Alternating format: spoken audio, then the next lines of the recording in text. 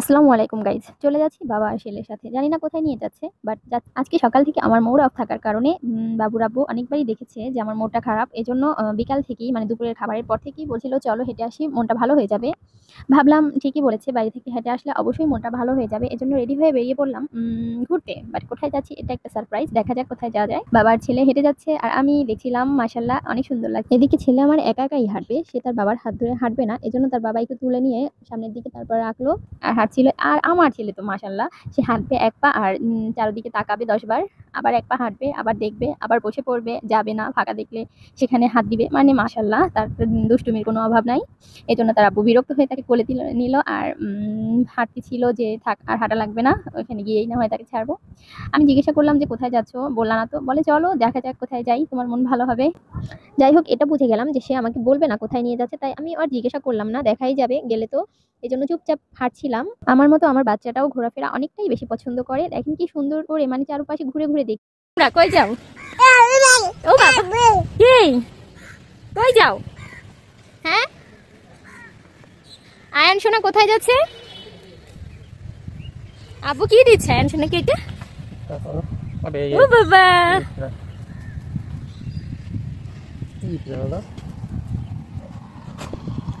No, no.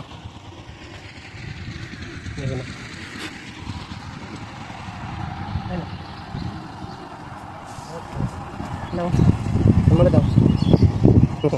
দাও দেখ একটা 10 দিছে। আয়ান, আয়ান এই যে দাও, আয়ান দাও, আম্মুকে দাও, দাও আম্মুকে দাও। এই গাড়ি দাও। তোমার বাবার গাড়ি নাই তো। মাশাআল্লাহ, এই আমার জামাই আর ছেলেটাকে দেখলে মানে এত ভাব নিতে পারে এরা। যাই হোক, এই যে আশেপাশে আমরা মানে যে রাস্তা দিয়ে হেঁটে যাচ্ছি, আশেপাশে কিন্তু অনেক ইট ছড়ানো ছিটানো। এটারও একটা কারণ আছে, আমাদের রাস্তায় মানে আমাদের বাসার রাস্তা থেকে শুরু করে মেইন রোড পর্যন্ত সব জায়গায় কাজ চলছে, মানে রাস্তা তৈরি হচ্ছে, এই জন্যই এত ইট ছড়ানো ছিটানো। আমরা যেখানে যেতে চেয়েছিলাম সেখানে চলে আসছি, বাট জায়গাটা আগের মতো নেই। আমরা অবশেষে নদীর পাড়ে চলে আসলাম।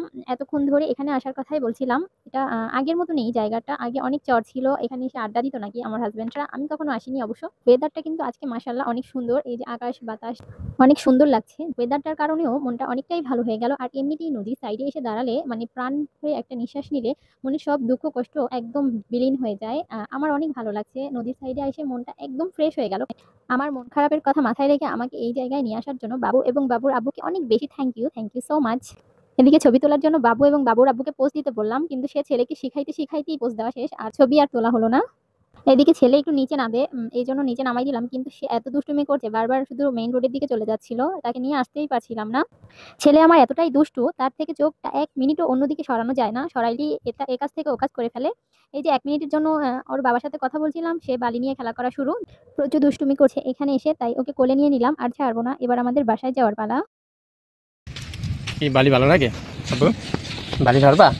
বালি বালির ধরছো কেন? ভিতরে গোসল করবা? বালি দিয়ে গোসল করবা? ইস, হুম, বালি দিয়ে গোসল করবা বলো?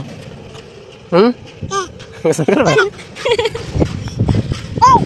এই যে এবার আমরা লাস্ট একটা শুট নিচ্ছিলাম। এই শুটটা নেওয়ার পরে আমরা বাসায় ফিরে যাব। কারো মন খারাপ থাকলে অবশ্যই নদীর সাইডে আসবেন, দেখবেন অটোমেটিকলি মনটা ভালো হয়ে যাবে, এটা আমি সাজেস্ট করলাম।